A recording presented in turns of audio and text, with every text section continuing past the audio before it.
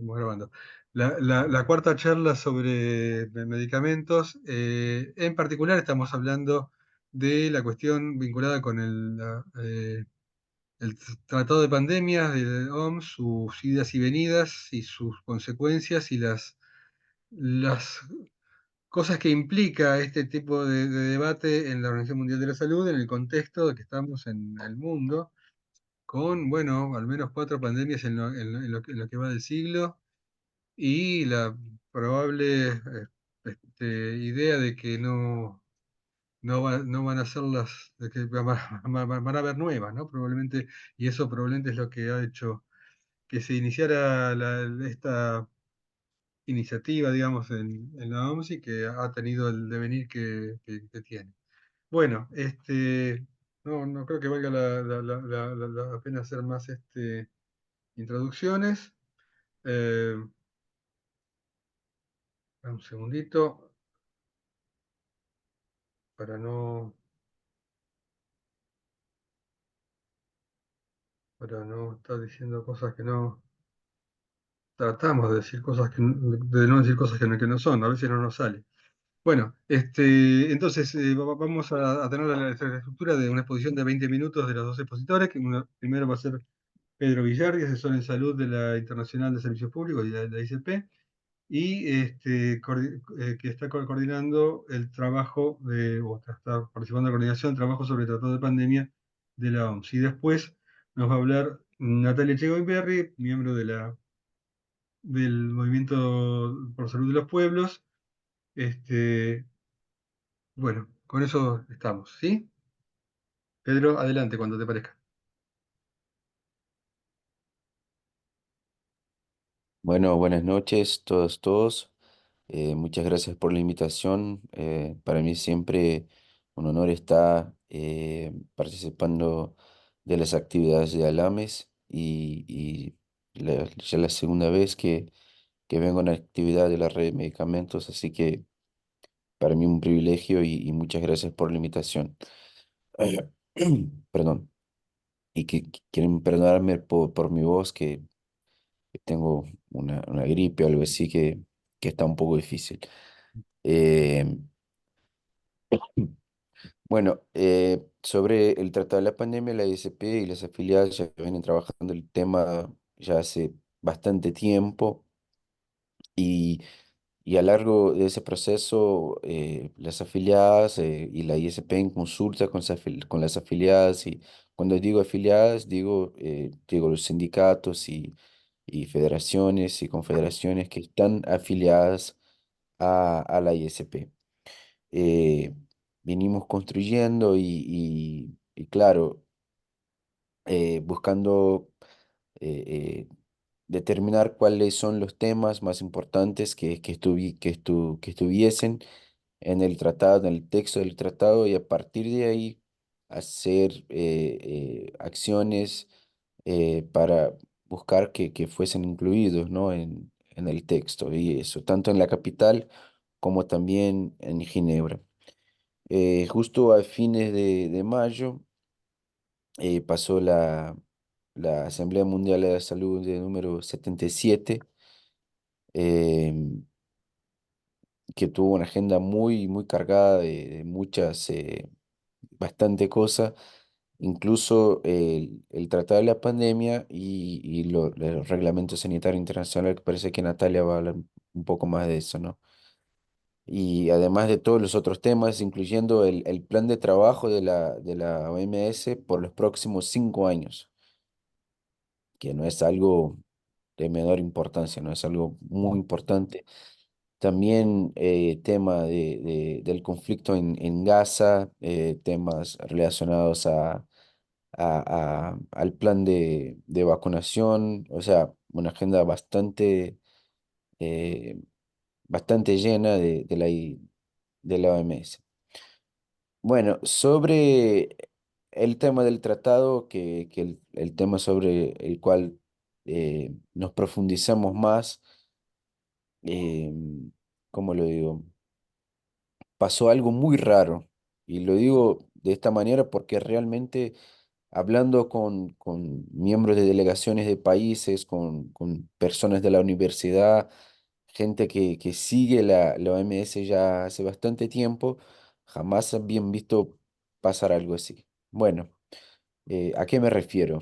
El INB, el órgano de negociaciones intergubernamental, que decimos INB por su sigla en inglés, tenía un mandato que le dio la Asamblea Mundial de Salud extraordinaria de 2021 que negociara y redactara un instrumento internacional sobre preparación, prevención y, ¿cómo es en español?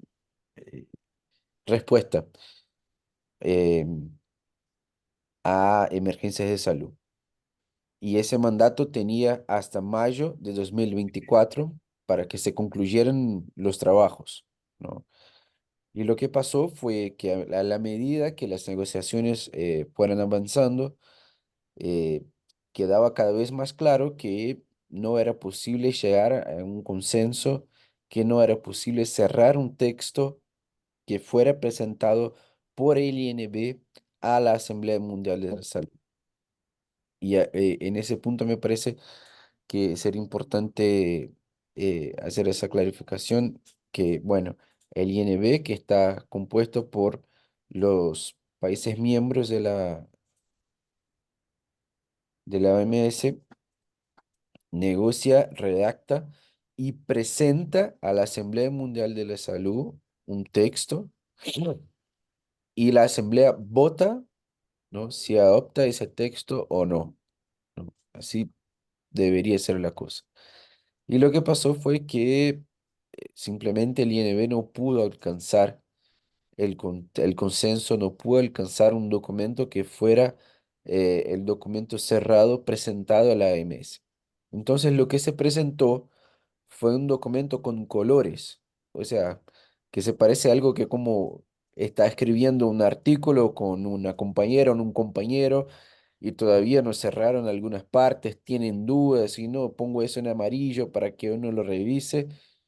Y eso es lo que pasó con el texto del Tratado de la Pandemia. Los artículos que pudieran llegar a un consenso lo pusieron en verde, ¿sí? Y estaban ahí en verde ay no, cerré la ventana. Eh, los artículos eh, ahí les voy a decir, perdón. eh, el artículo 2 6 7 17 y 18. Y son 21 artículos que estaban siendo negociados. Y estoy correcto, Natalia, son 21, ¿no? 21, sí. Gracias. Y de 21, bueno, son el 2, el 6, 7, 7, 5. O sea, quedan 16 artículos por finalizar. De esos 16, algunos están con partes en amarillo y partes en verde. Algunos están totalmente en amarillo y algunos no están ni en amarillo ni en verde, lo que quiere decir que no están ni en la mitad del camino. Y esos artículos que no están ni en la mitad o están totalmente amarillos son justamente los artículos que se dicen que son los artículos que iban a operacionalizar la equidad. ¿Qué quiere decir eso? Lo de Quiere la decir patente. que son exactamente el Galaxy A03 me anticipó, que tienen que ver con los derechos de propiedad intelectual, Responder textos largos. que tienen que ver con el tema de la transferencia de tecnología, que tienen que ver con la transferencia de know-how, que tienen que ver con el tipo de licencia que se va a practicar cuando haya una emergencia de salud, ¿no? Y tiene que ver con el sistema de pubs, que de compartir, ay, nunca sé el nombre en español, de comparto ay, alguien me ayuda, no sé, no me acuerdo en español. Los Antigen, patógenos, Acceso en los beneficio. Sistema patógenos, de acceso a patógenos y Sí, patógenos. sí, distribución de beneficios. gracias. Sistema de acceso a patógenos y distribución de beneficios. Gracias, Natalia. Y es especialmente que es el artículo 12 está muy lejos de si llegar a un acuerdo. Si es posible, después podemos profundizar un poco más el tema del artículo 12, pero quisiera volver un poco al tema del artículo 7, que es el artículo sobre el cual nosotros trabajamos de manera más dedicada, más fuerte, para poner ahí las demandas de las y los trabajadores, principalmente de los sindicatos que están afiliados a la ISP. Y aunque que el tratado de la pandemia hasta el momento esté muy lejos de algo que se considere eh, beneficioso o por ahí decir aceptable, el artículo 7 fue posible incluir varios temas eh, que nosotros vinimos trabajando. El tema del trabajo decente, que siempre ha sido en demanda, que se incluyera el trabajo decente como un elemento del tratado de la pandemia. No fue exactamente como nosotros demandamos, porque lo que queríamos es que se fuera, lo que queríamos es que fuera un principio rector del tratado, o sea, que estuviera como uno de los principios, ¿no? Y está dentro del artículo 7 como algo con un lenguaje no tan fuerte, ¿no?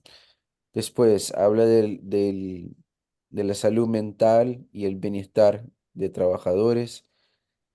Habla del acceso prioritario a productos de enfrentamiento a la pandemia para trabajadores de salud y cuidados.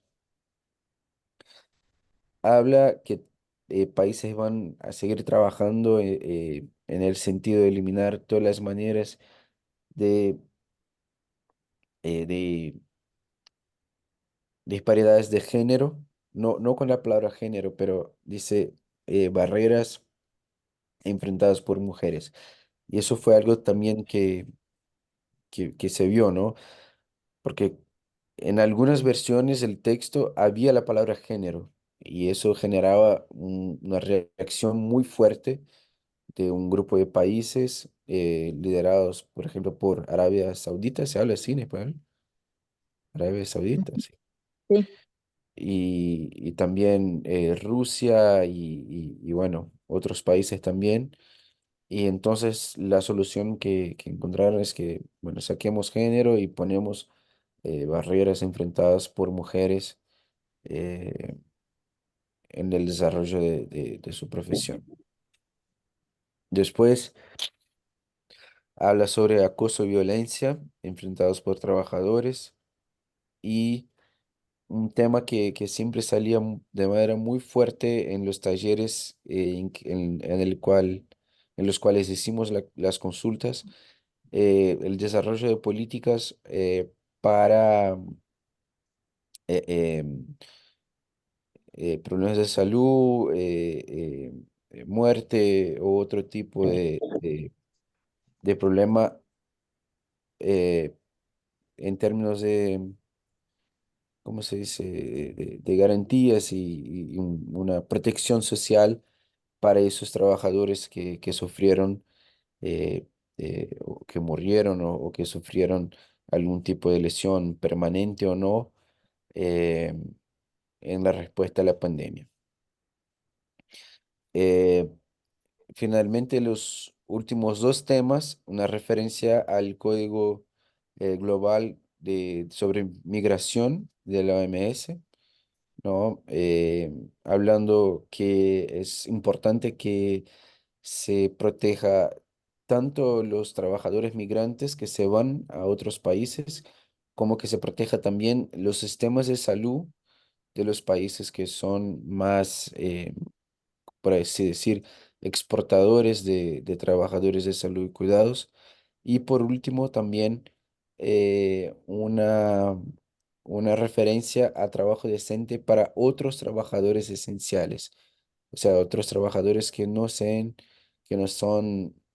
trabajadores de salud y cuidados directamente, pero que están trabajando en la respuesta a la pandemia. Eh, lo que se logró en el artículo 7 no es poco, ¿no? Pero todavía estamos lejos de algo que se considere aceptable, principalmente si pensamos en términos de los artículos que decimos que hablan sobre la equidad, ¿no? Que hablan sobre diversificar las fuentes de producción, que hablan de de transferencia de tecnología, que hablan de transferencia de know-how y que hablan de medidas no voluntarias para aumentar la producción de tecnologías de salud en temas de emergencia sanitaria.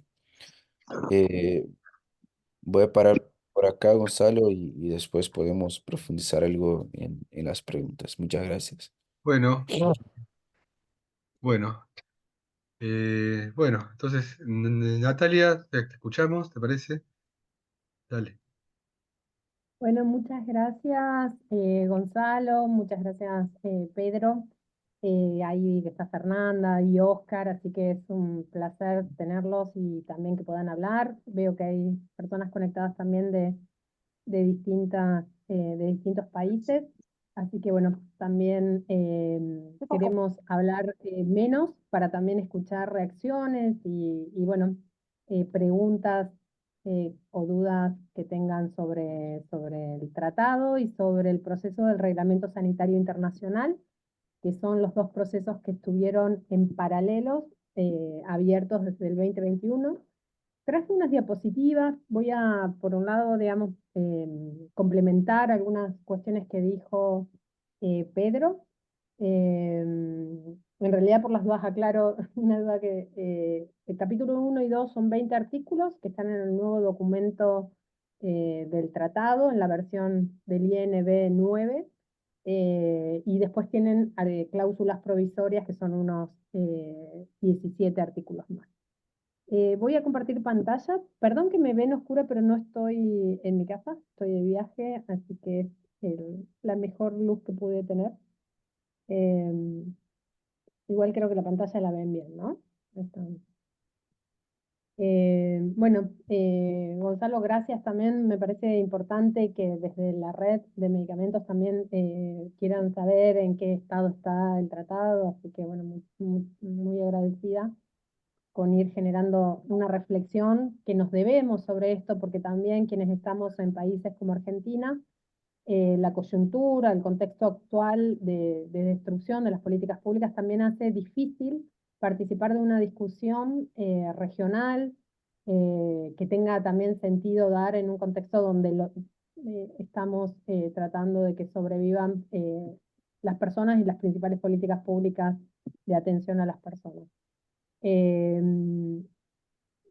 segundito.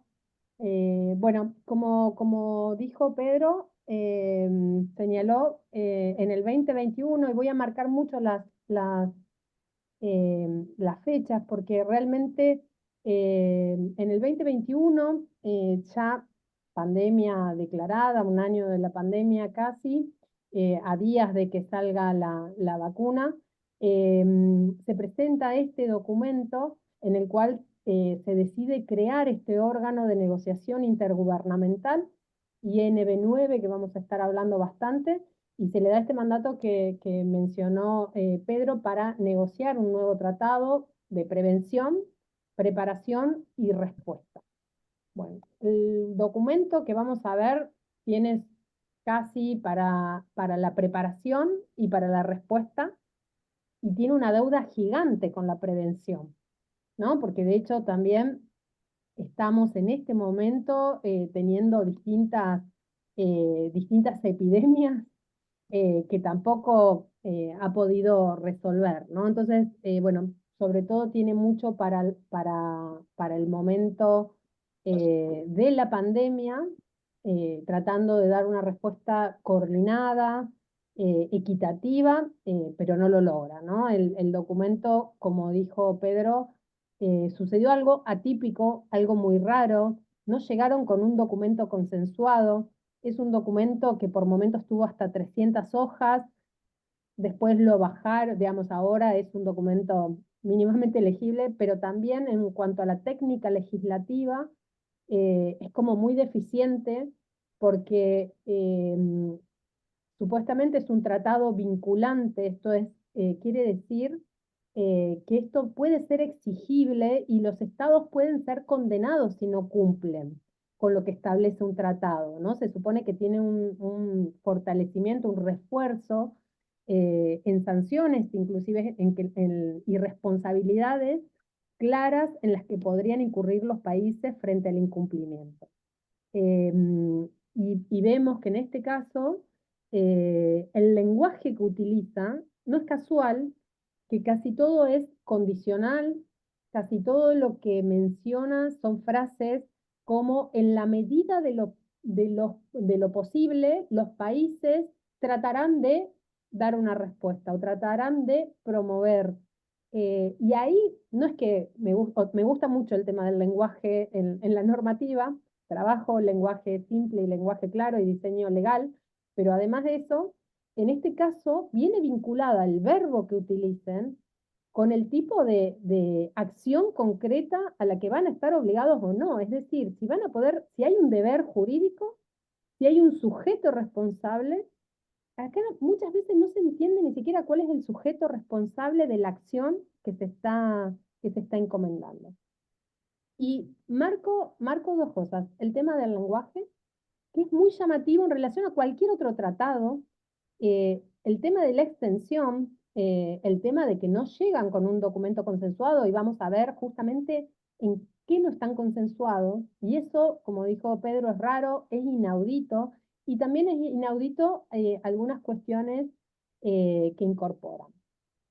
Esto fue el orden del día provisional que se había establecido en marzo. Tuvimos en mayo y junio la Asamblea Mundial. Ahí se aprueban y se establecen las prioridades de salud pública. Y justamente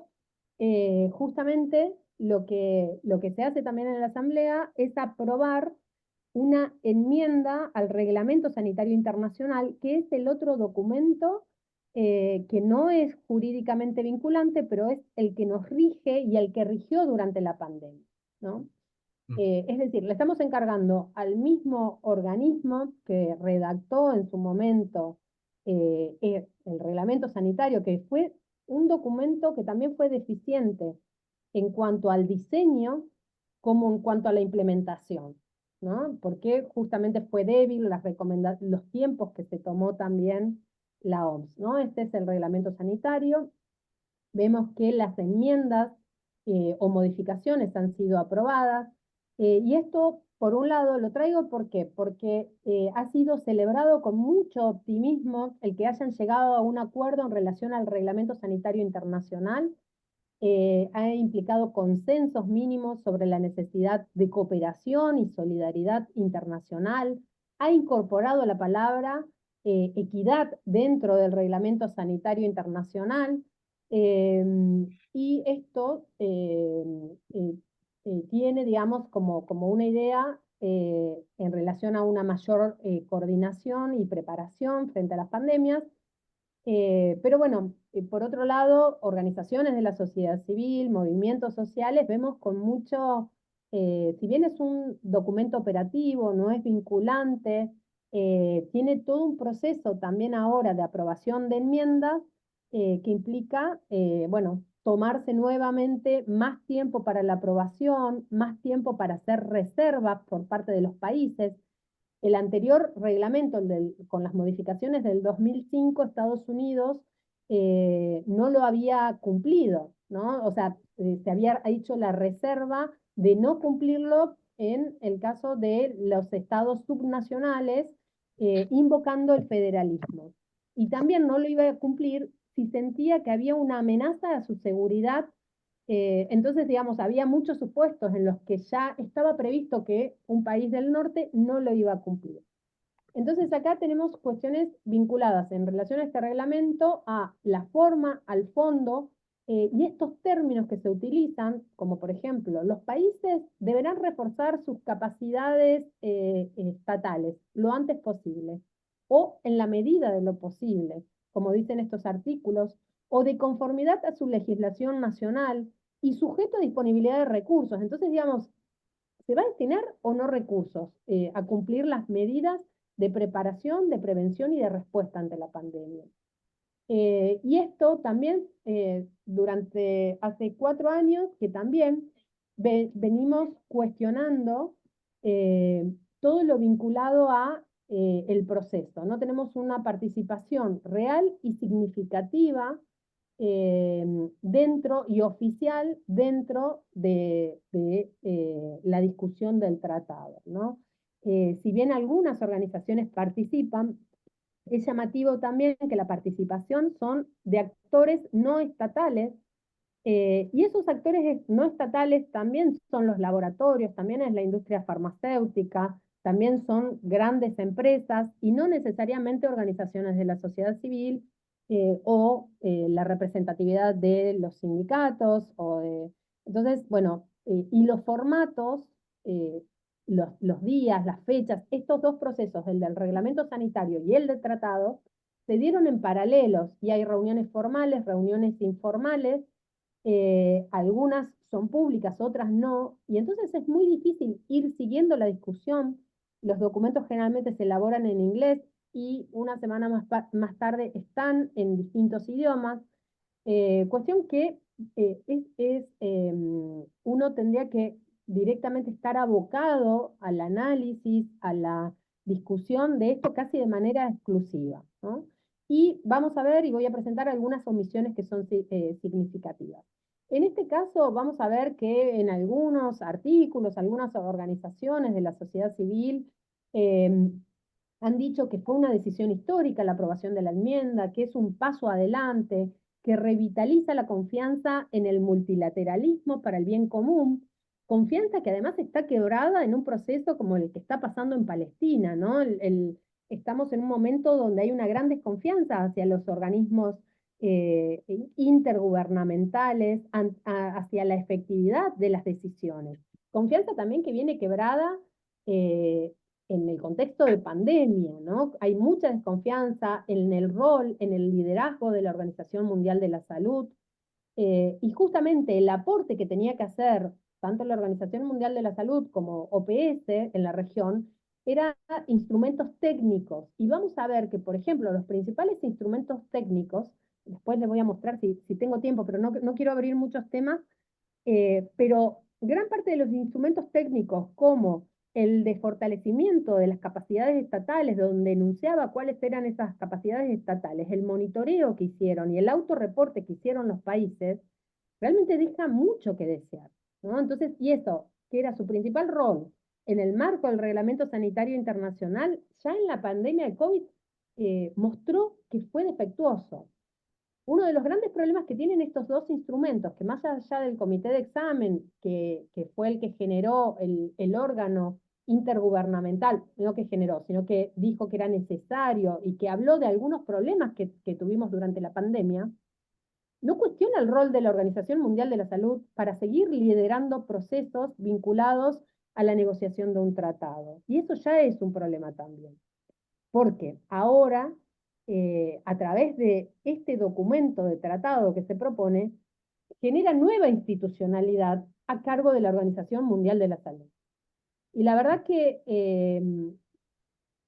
uno esperaría, y uno lo hace cuando está en la función pública, evaluar políticas públicas, evaluar qué es lo que hizo, cómo se desempeñó, evaluar con criterios claros, objetivos, publicar esos documentos, poder trabajar luego en esa evaluación. Si fue un problema de diseño, ¿en dónde estaban los problemas de diseño del instrumento, del reglamento sanitario? Donde entonces íbamos a poder saber si teníamos un diagnóstico, cuál era la propuesta correcta o discutamos propuestas para cada uno de los problemas identificados. Ese documento no lo tenemos, no existe y no está público. Posiblemente si existe no lo conocemos. Entonces, vamos a ver, y agrego a lo que dijo Pedro, que en el tratado de pandemia, hay dos visiones, por lo menos, ¿no? Por un lado, se habla de un gran fracaso en la negociación, porque llegaron con un documento imperfecto al órgano de negociación que se tomó casi 3 años para hacer y ahora renovó el mandato por un año más. Posiblemente salga en diciembre o un documento técnico de 37 artículos que además tiene que ser negociado y además tiene que ser aprobado y tiene que ser aprobadas y los países tienen un tiempo para formular reservas y un tiempo más para generar las capacidades que establece o cumplir con los deberes que establece ese tratado. Por lo tanto, estamos hablando de un proceso de más de 5 años para adelante. Si eso se aprueba ahora, por lo menos nos llevaría 5 años más todo ese proceso de aprobación, ratificación, generación de reservas. Bueno, dijo, podemos ver que como principio se adoptó en la Asamblea 77, que fue ahora en mayo, nada está acordado hasta que todo esté acordado. Y básicamente uno lo puede leer a esto a la mejor luz, pero también es llamativo que quieran acordar todo. O puede ser una obviedad, digo, claramente en un documento hay que acordar todo, si no un documento no sale, pero también es llamativo que quieran sacar un instrumento donde se acuerden cláusulas que ya sabemos que son muy conflictivas, y entonces es posible que la negociación también fracase. Vamos a ver, esto es lo que mencionaba Pedro, ¿no? Que tenemos texto en verde en un documento muy desprolijo, en otras partes que están en amarillo, que son aquellas situaciones donde se acordó convergencia inicial, y por una cuestión ponen entre corchete aquello que está que no hay coincidencia o que hay divergencia, ¿no? Si uno ve un semáforo es verde, amarillo y rojo. Bueno, no quieren usar el rojo. La diplomacia utiliza corchetes para marcar dentro del documento los desacuerdos, ¿no? Vemos que otorgan nuevas funciones a la Organización Mundial de la Salud, cuando en realidad, como decía, está cuestionado su liderazgo, no está legitimado para hacerlo. Realmente costó muchas vidas y muchas vidas que podrían haberse salvado también con un rol y con una coordinación anterior a la pandemia de COVID y con las oportunidades que tuvimos de las otras pandemias que ya, VIH-Sida, ébola, eh, eh, y ahora estamos también en presencia de nuevas también virus, que la respuesta todavía no la tenemos ni coordinada. Vamos a ver que estas nuevas instituciones que se crean implicarían más burocracia, mayor tiempo, más costos, más problemas de coordinación, y siempre estamos en desventaja los países del sur global, ¿no? Porque ese mayor costo también, designar delegados, designar funciones, también hace a la sustentabilidad y a la posibilidad de tener profesionales. No tenemos una masa crítica de profesionales hoy que sepan de los temas de derecho sanitario internacional, de derecho administrativo internacional o global, de los determinantes legales de la salud, de aspectos administrativos e implicancias en las normativas nacionales de esto. Entonces, por eso, digamos, celebro estos espacios donde podamos pensar en conjunto, bueno, ¿qué es lo que tenemos que hacer? ¿No? Y acá crea, y esto también es peligroso, ¿no? Crea nuevos, en este tratado dice que se van a crear 3 nuevos instrumentos internacionales, con lo cual vamos a tener todavía discusiones y más diplomacia discutiendo instrumentos de una salud, es decir, esta interfaz animal, ambiente y persona, en otro instrumento. Marca algunos criterios con los que tendrían que hacerse esos instrumentos. Vamos a discutir propiedad intelectual en otros instrumentos con otros actores, y vamos a discutir también el sistema de acceso a patógenos y distribución de beneficios en otros instrumentos. Es decir, en todos Los que ahora les voy a mostrar, hubo divergencia, dicen, bueno, acá en Argentina tenemos una frase que es, lo que no querés que se resuelva, crea comisiones, ¿no? Entonces se arman comisiones. Esto es lo mismo, lo que no querés que se resuelva, porque es muy claro, o sea, uno podría tener en un tratado un artículo que diga, el derecho a la vida, a la salud, a la integridad es prioridad sobre la propiedad intelectual. Eso debería ser el artículo. Y en caso de duda y en caso de conflicto de intereses, se interpreta en función de la salud humana o de la salud eh, ambiental, ¿no? Eh, es como, y frente a los intereses económicos, uno puede establecer prioridades y cómo se resuelven los conflictos de derechos. Eso ya lo han hecho otros tratados. Por lo tanto, eso es lo que no está, ¿no? Pero además incorpora una red mundial de cadena de suministros, un mecanismo de financiación. Además ya la conferencia de partes ya existía y el secretariado de la OMS también. Toda esta institucionalidad se le suma la institucionalidad creada en el Reglamento Sanitario Internacional que ya se aprobó, los centros de enlace, los puntos los puntos locales, y a su vez la institucionalidad que ya existe para el Reglamento Sanitario Internacional. Vamos a ver, y solamente le muestro lo que está entre corchetes en el documento, tal cual como está hoy redactado, ¿no? El artículo, y fíjense qué importante esto. Primero arranca hablando en la dimensión de los individuos. Tienen deberes para con otros individuos, cuando en realidad estamos regulando la acción de los estados. Los que hicieron acaparamiento de medicamentos no fueron los individuos, fueron los estados, y los estados del norte. Entonces, arranca con una obviedad. Los individuos tienen, es raro que un tratado internacional hable de individuos, ¿no? Y en su primer artículo. Y después dice, las partes interesadas pertinentes, es decir, los estados que están participando, tienen la responsabilidad de luchar por la observación del objetivo del presente acuerdo. Pero en ese artículo no hay acuerdo, ¿se entiende? O sea, ¿se entiende la gravedad de no están de acuerdo en que los estados tienen que luchar por la observación de los objetivos de este acuerdo? Y entonces, ¿para qué estamos reuniéndonos? ¿No? Es como que quieren o no un documento que se cumpla. Obviamente esta divergencia no es de todos los países, está una de las cuestiones que siempre pedimos también desde las organizaciones de la sociedad civil. Queremos saber quién hace, qué país está haciendo esta divergencia, qué país no está de acuerdo en que se cumplan los objetivos del acuerdo, ¿no? Entonces ahí seguramente también entendemos la geopolítica del tratado. No están de acuerdo en recordar la Convención de Eliminación de todas las formas de discriminación contra la mujer. Eso es como llamativo, ¿no?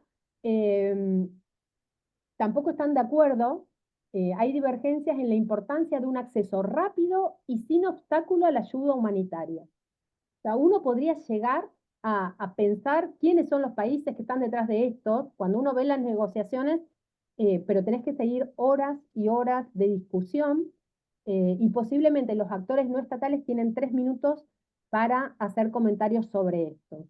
Y no todos los comentarios ellos están obligados ni a dejar un acta, a dejar la historicidad de los comentarios, o si uno manda comentarios por escritos a documentos, tampoco están obligados a incorporar esa participación de las organizaciones de la sociedad civil en los documentos oficiales, o en una memoria de todo lo que se planteó, ¿no? Bueno, vamos a ver que también hay discrepancia en relación a la transferencia de tecnologías para mejorar el acceso a productos, la promoción de los planes nacionales integrados, el enfoque de una salud. Por eso también se decidió que se establezca un documento aparte sobre el documento, sobre el reconocimiento de los factores ambientales, climáticos, sociales, antropogénicos y económicos que pueden aumentar el riesgo de pandemia. Eso sería hablar del modelo de desarrollo, y sobre eso hay divergencia. Eso podría evitar las pandemias. Eso realmente, meternos en esos factores, es lo que podría hacer que no tengamos una futura pandemia. En el sistema PAP, en el desacuerdo también sobre la producción local, sobre la coordinación y administración a cargo de la OMS, ¿no?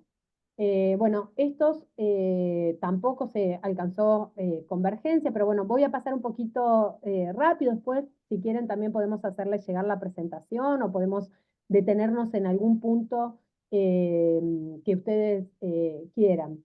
Estos son algunos puntos de convergencias con algunos resaltados en rojos donde eh, están de acuerdo en la importancia de reconocer la protección de la propiedad intelectual. Eso casi todos están de acuerdo, pero no en el uso de flexibilidades, es decir, que los estados puedan declarar y iniciar un proceso de declarar de interés público. Ay, perdón, que suena una alarma. De declarar de interés público a ciertos bienes eh, eh, que son fundamentales para responder a la pandemia, como medicamentos, tratamientos, insumos críticos o uso de tecnología que puede estar amparada bajo las leyes de propiedad intelectual y no están de acuerdo en el uso de las flexibilidades. Y un punto también que es como para mí crítico y me parece como para pensar otro modelo posible, la Organización Mundial del Comercio no existió siempre y viene desde el 95, 96, imponiendo todas las normas de propiedad intelectual, ¿no? Hay como logros que se consideran dentro de la declaración de Doha del uso de flexibilidades, pero creo que tendríamos que profundizar desde los movimientos sociales, de los movimientos críticos, correr de lado la Organización Mundial del Comercio y comenzar a pensar esto dentro de un sistema interamericano de derechos humanos. La discusión del acceso a tecnologías sanitarias tiene que estar dentro del sistema interamericano, dentro de las relatorías especiales, dentro de que ya se han expedido también sobre la importancia de la función social que tienen que tener las vacunas, ¿no? Tenemos mejores antecedentes, mejor redacción de textos dentro de las relatorías especiales que obviamente dentro de organismos que tienen una función comercial, ¿no?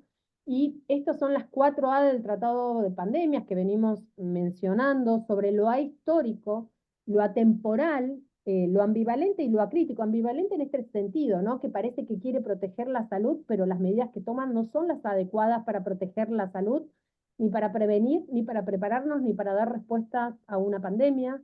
Es acrítico porque no tiene en cuenta las condiciones materiales de las cuales surgen, ni los modos de desarrollo de los cuales surgen las pandemias.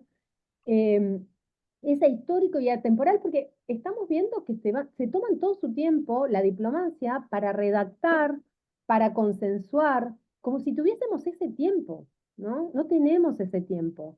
Además, las pandemias no son nuevas, ¿no? Las epidemias tampoco, entonces no entendemos este tiempo exagerado. Ahora, ¿qué va a pasar? Vamos a estar discutiendo en el marco del INB10, es decir, esta 10ª reunión que va a ser ahora en julio, que va a tener, se logra un formato híbrido, pero este formato híbrido vamos a ver que también, o sea, no hay que estar acreditado, van a poder participar otros estados no miembros, pero con un trámite también de acreditación, que no siempre la participación, lo mismo que para las organizaciones de la sociedad civil, no tiene una participación oficial dentro de estos procesos. Y sí, muchas veces lo logran actores no estatales en este proceso. Vamos a ver que alguno de esto en el Foro Permanente de Acceso a la Justicia de la Agencia de Cooperación Internacional Alemana, se identificaron este tipo de problemáticas que tenían, y fíjense que tanto de los países que se apartaron de las recomendaciones de la OMS, de los deberes de cooperación internacional, tuvieron una perspectiva nacionalista, tuvieron respuestas parciales, fragmentadas, biologicistas, y vemos también que este tratado es un tratado que hereda esta perspectiva biologicista, fragmenta también la salud. Vamos a ver que también los estados incumplieron, no solamente durante la pandemia, sino previo a las pandemias, y por ejemplo un caso emblemático fue Argentina, que el autorreporte de capacidades básicas estatales fue totalmente, realmente sobreestimando las capacidades, en un contexto donde estaban subejecutando presupuestos, en un contexto donde estaban cerrando el laboratorio de producción nacional. Sí. Ese reporte fue en el 2018.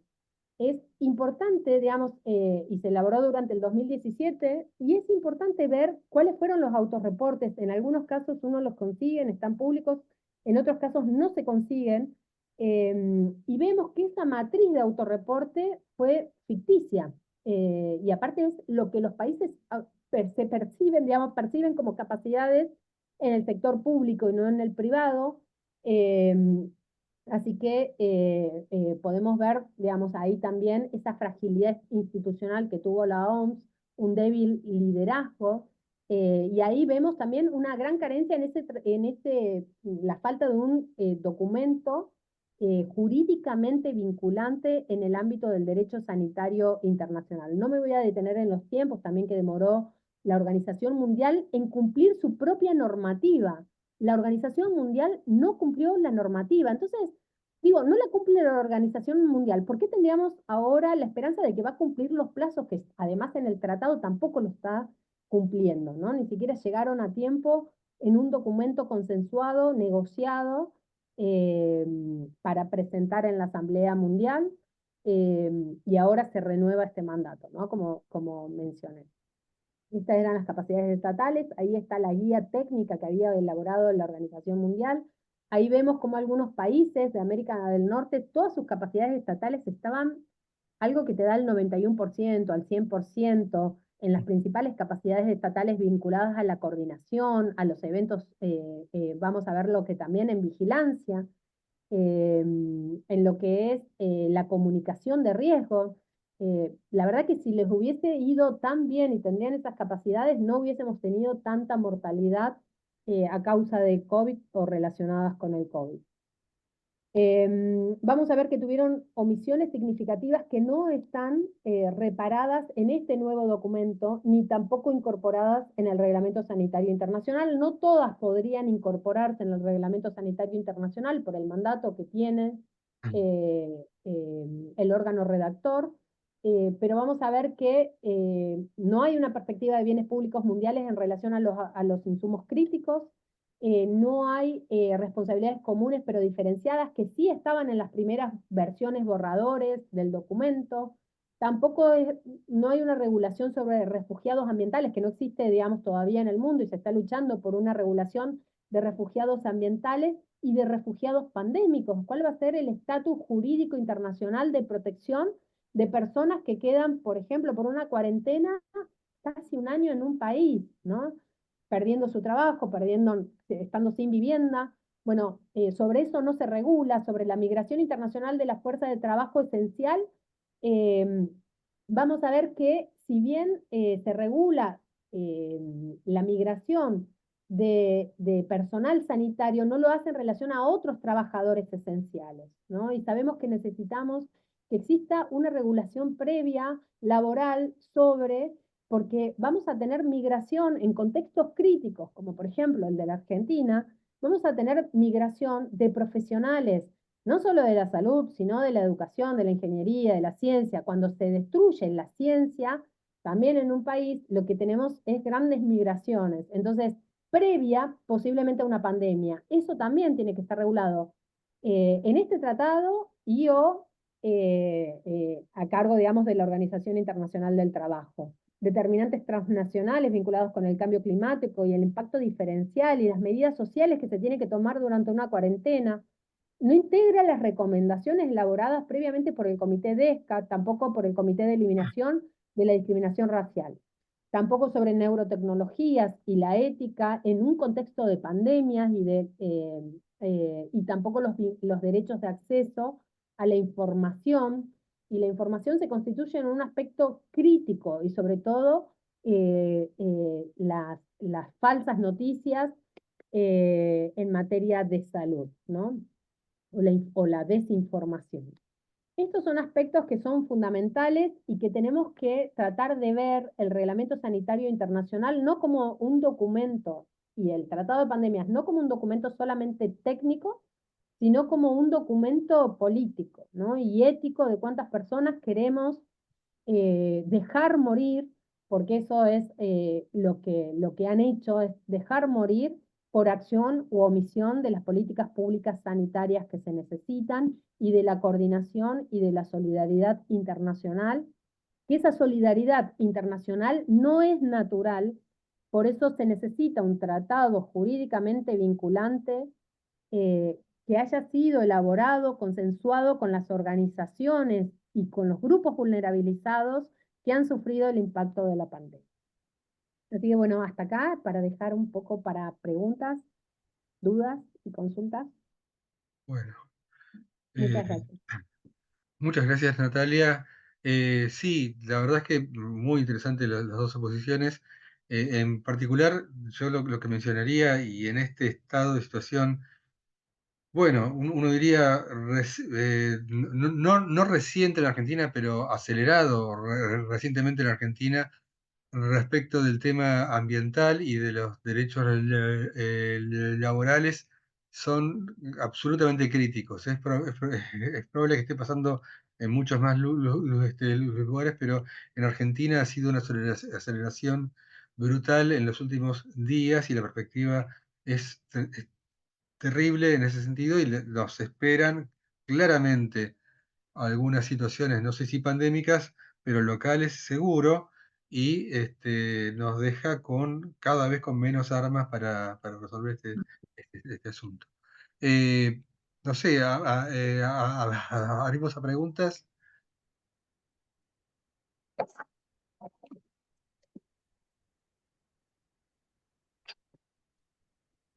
¿Hay ninguna inquietud?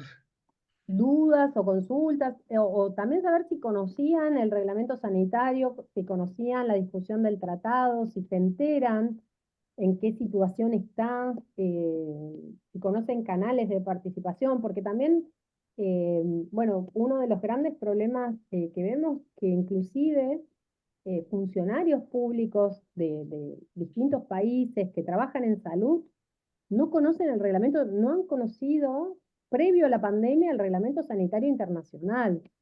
La invisibilización del reglamento sanitario internacional también es un gran problema, ¿no? Entonces son documentos poco discutidos o con poca discutibilidad social, ¿no?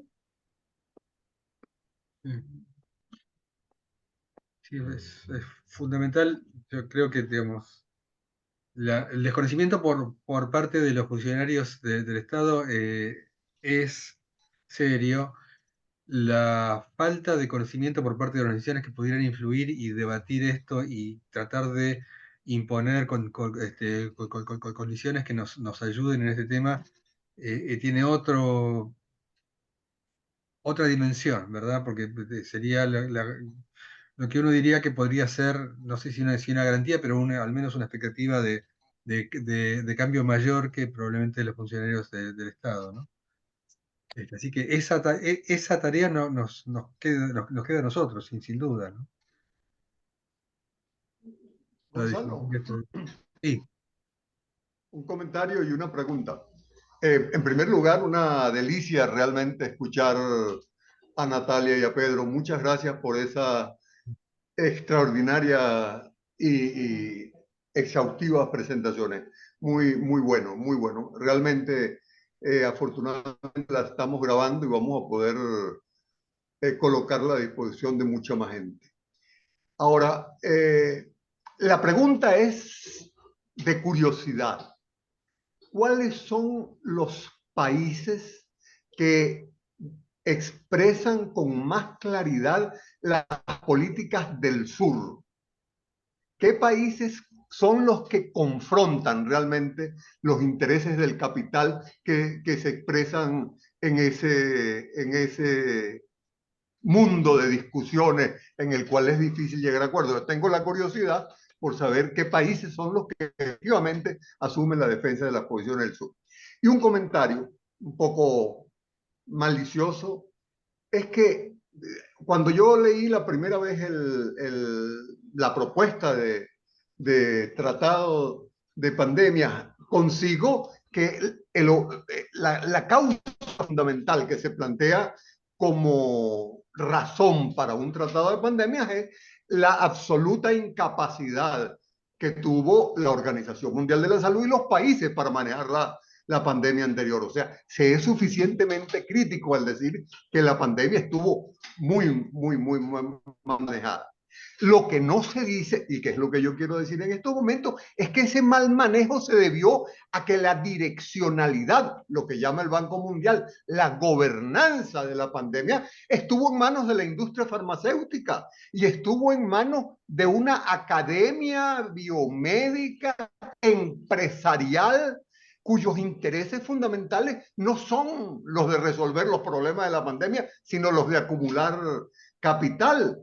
Y desde esa perspectiva, mientras, ese es el comentario que quería hacer, mientras sea la industria farmacéutica, mientras sea el gran complejo médico industrial farmacéutico el que tenga la direccionalidad de las pandemias, porque el COVAX definitivamente, a pesar de que aparentemente desde la OMS estuvo gobernada por las Bien. farmacéuticas y su primer gran objetivo fue el garantizar las patentes en vez de confrontarlas. Entonces, me parece que es importante hacer ese señalamiento. Yo creo que está claro. A mí me gustan mucho siempre las 4A que Natalia plantea en relación al tratado, porque resumen de alguna forma esa situación. Es un tratado sin historia, es un tratado absolutamente ambiguo, es un tratado que no responde a las necesidades efectivamente acrítico y por eso agradecemos mucho esa visión crítica que se tiene de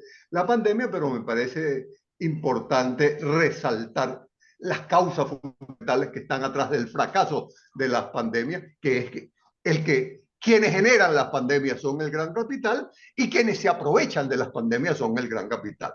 Ese era el comentario y bueno, la pregunta la dejo por curiosidad.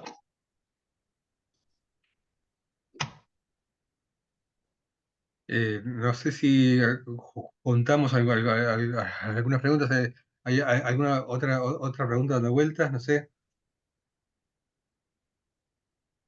Yo lo que agregaría al comentario de Oscar es que, por las razones que sean, hubo una muy tímida intención, como en primera instancia, cuando comenzó la pandemia en abril.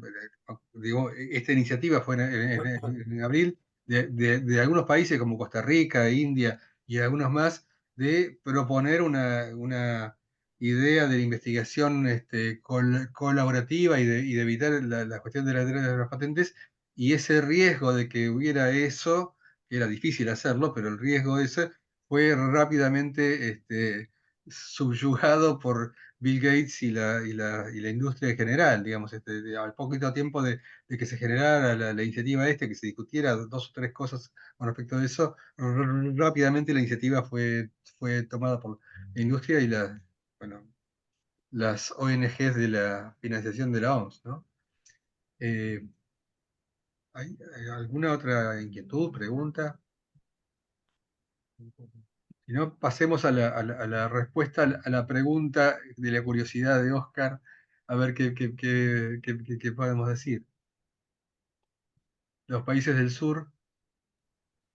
Bueno, pueden Natalia después, vos podés. em, bueno, me parece que Colombia, ¿no? Ha sido la delegación que más ha defendido que que haya medidas muy concretas de transferencia de tecnología, de diversificación de la producción, medidas no voluntarias, ¿no? Un texto que le dé al Estado el poder y la posibilidad de enfrentar a las empresas en sus privilegios, haciendo que las tecnologías sean de más fácil acceso a la población.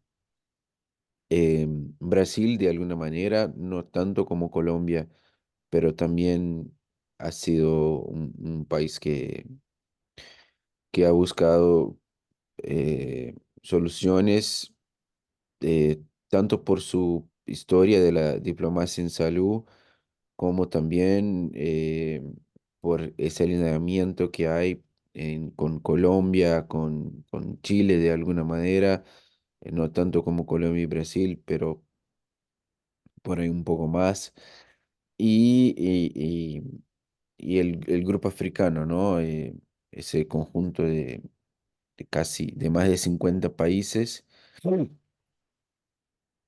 liderados por eh, Namibia, no, ay, me falta ahora, perdón, em, que están empujando de manera muy, muy fuerte el tema de la equidad, buscando que se incluya compromisos vinculantes en el sistema PABS y también transferencia de tecnología. Y algo que me parece muy importante señalar, Oscar, es que las estrategias de dividir y conquistar que las metrópolis han puesto en práctica hace 5 siglos, ¿no? Siguen en práctica, ¿no? Porque el grupo africano en sus 50 países tienen bastante capacidad de negociación y de maniobra en la OMS y en ILNB. Pero y eso les puedo contar porque fue algo que yo vi cuando estuve en Ginebra para la primera sesión del INB 9, que hubo muchas reuniones bilaterales de la Unión Europea con Etiopía, de la Unión Europea con Mozambique, de la Unión Europea con Namibia, bueno, con muchos países separadamente tentando dividir el grupo africano, tentando crear tensiones y divergencias dentro del grupo y haciéndolo también vía el CDC África, ¿no? Que es el Centro para Control de Enfermedades, un modelo que se acerca al modelo americano, que no es como una agencia regulatoria, pero algo que también es un centro de investigación, que tiene reglas y fondos para investigadores también de conformar otro centro en países con acuerdos de cooperación con países en África. Y justo semanas antes del INB 9, la Unión Europea cerró un grant de valor muy, muy alto, de muchos millones de dólares, con el CDC África. Y el CDC África empezó un trabajo de, de crear divergencias dentro del grupo africano, sacando documentos que no tenían nada que ver con la posición histórica del grupo africano. O sea, para mí está muy clara la dinámica norte-sur, capital, periferia, o sea, de la manera que quieran llamar, pero está muy, muy claro. Y cuando llegamos a la Asia, ahí tenemos la cosa un poco más complicada, porque si miramos, por ejemplo, el tema de género, el tema de derechos laborales, el tema de migración, son muchas posiciones diferentes entre los países, entre Filipinas, entre Malasia, entre India, entre Corea y, por ejemplo, Japón acercándose mucho a Europa y Estados Unidos, pero Filipinas, Malasia, Indonesia, con posiciones en propiedad intelectual muy fuertes y más cercanas a Colombia, por ejemplo. O sea que mientras uno va navegando los temas, los países pueden cambiar mucho de posición. Y eso fue también lo que me dijo un delegado de Filipinas, puede ser, sí, de Filipinas, que esa manera que el buró propuso negociar el texto, artículo por artículo, eso le da al proceso de negociación un, mucho menos dinámica, ¿no? Porque esos trade-offs entre los artículos, o sea, me das un poco ahí y yo te doy un poco allá, eso se quedó con menos movimiento, ¿no? Eso me decía ese negociador que ya había estado en muchas otras negociaciones, ¿no? Y, y bueno, eh, para mí esos son, o sea, me parece que fui un poquito más allá y un poquito más lejos de la pregunta que me hiciste, pero no sé si es tan sencillo así cuáles son los países que están en contra del capital, o sea, porque en un tema puede estar en contra del capital y en otro puede estar en contra del pueblo también, ¿no? O sea, es bastante complejo.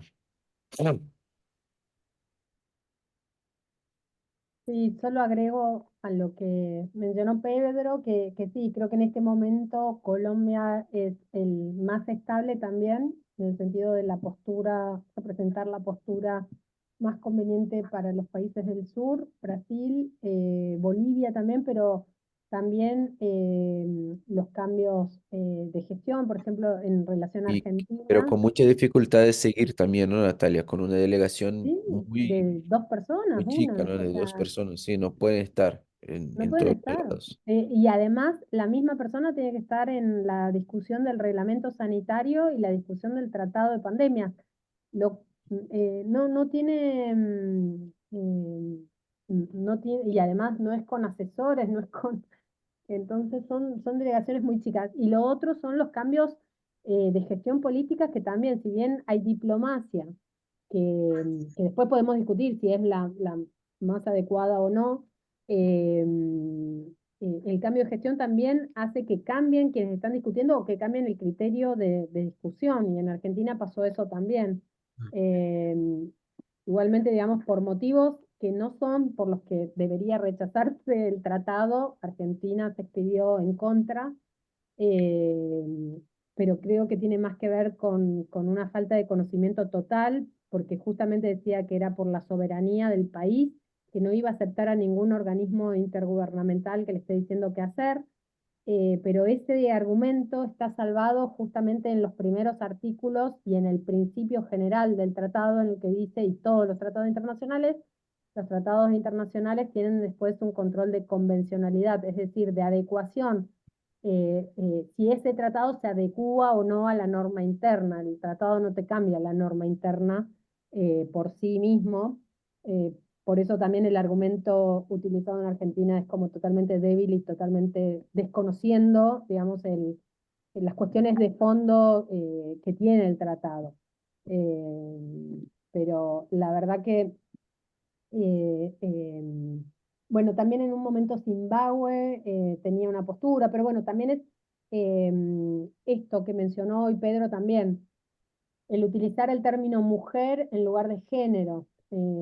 Es una discusión que también hizo, esa discusión estuvo cuando se discutieron los ODS, los Objetivos de Desarrollo Sustentables, porque no se acepta la palabra género. De hecho, no se habla de diversidades, no se habla de personas no binarias, del colectivo LGTBIQ, nunca, ni en los ODS ni acá. Entonces, digo, cuando se habla de protección de grupos vulnerabilizados, no se está pensando en aquellas personas que viven, que tienen una expectativa de vida de 34 años en casi todos los países de Latinoamérica. Es un tratado que no regula eso, ¿no? Que ni siquiera menciona. Y no lo va a mencionar con los países digo, son 194 más dos países, más dos que no conforman el sistema de Naciones Unidas. Es difícil que se llegue. Por eso también la frase, que es un principio que está en el documento que dice nada se acuerda hasta que todo se acuerde, parece que efectivamente no quieren tampoco tener el tratado. Por eso también en el momento en el que se negoció el reglamento sanitario, querían meterle mucho al reglamento, para mí ya sabiendo que no, que querían hacer fracasar esta negociación o demorarla, ¿no? Yo creo que también Estados Unidos, o sea, si hay un cambio de gestión ahora, también todo lo que se habló quizás se deja sin efecto, ¿no? No, bueno, igual es, eh, es complejo las negociaciones. Eh, un comentario muy breve respecto a lo que decís de Argentina. Me parece que no se trata simplemente de desconocimiento, sino de una postura artificial, digamos, de la idea de que este canto a la libertad es de oponerse a cualquier cosa. Eso no me parece que sea un problema de falta de análisis, sino decisión de hacer un acting, digamos. Hay una pregunta aquí en el chat, dice, me interesa saber si hay políticas o medidas pensadas desde la prevención, sabiendo que las pandemias han nacido o se han creado en mercados o en, o en de industria de animales, que su trato es completamente insalubre en la producción de animales, principalmente de consumo humano. Lo pregunta Tatiana Rivadeneira.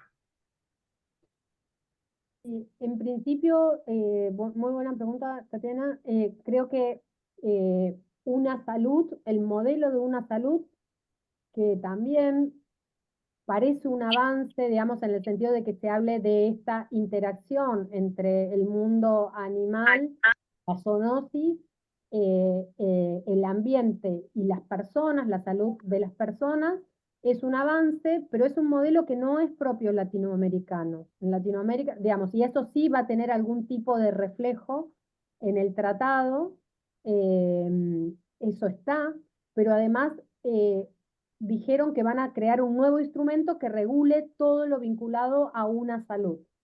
Y es una manera también que los organismos intergubernamentales nos van imponiendo un modelo de pensar esta interacción cuando en realidad nosotros tenemos modelos propios vinculados a la salud como la conciben los pueblos indígenas, vinculados al buen vivir, como esta interrelación o reciprocidad entre el ambiente, entre la comunidad y la salud. Digamos, no hay una salud individual, sino pensada en esa interrelación y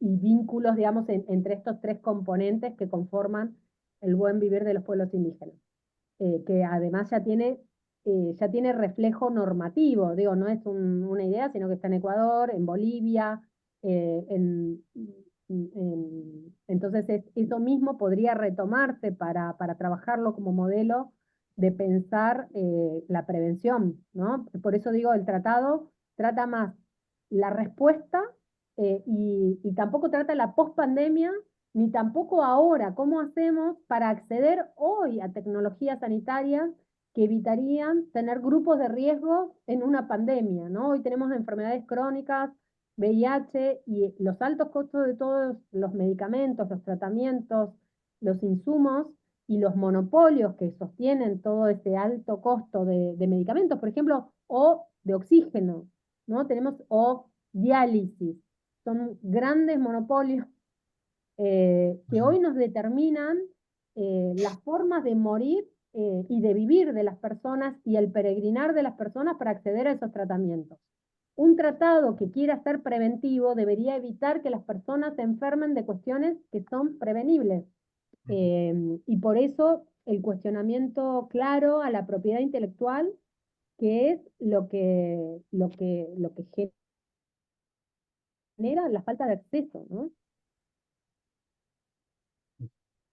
En Argentina ya estamos un poquito menos sofisticados. Se han caído los convenios para la provisión de energía eléctrica a los electrodependientes.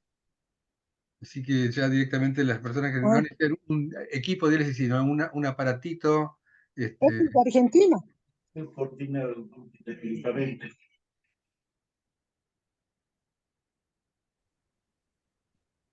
bueno, ay, bueno. Eh, no sé si hay más preguntas. Hemos dado un interesante debate, un interesante desarrollo al que volvemos a agradecer profundamente y que esperemos que tengan continuidad en lo que podamos. Eh, ¿Alguna otra cosa? Oscar, ¿respondimos tu pregunta?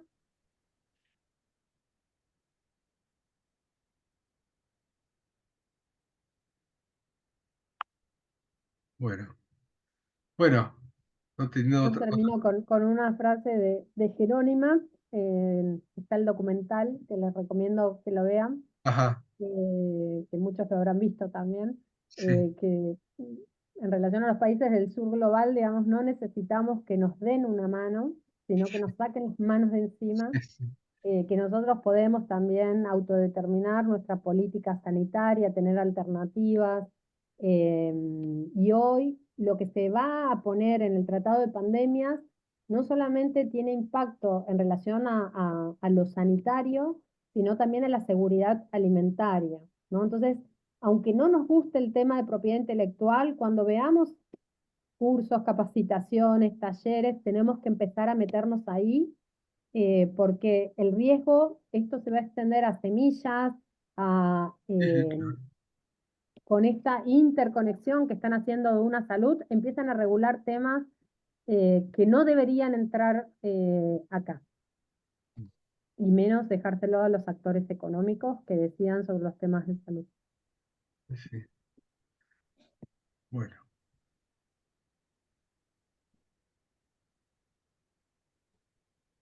Bueno, gracias por estar un viernes en este horario.